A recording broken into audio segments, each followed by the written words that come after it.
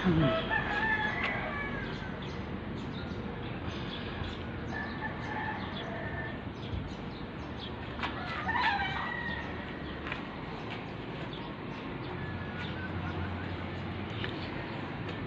yung work site ko mga idol dito sa may Marcos Highway, KM4.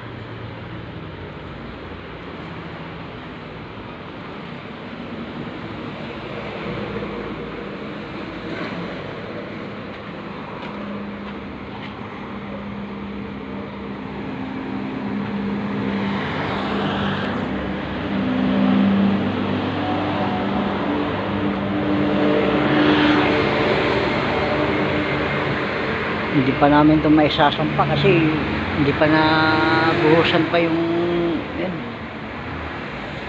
mga poste na yan sa pagpapatungan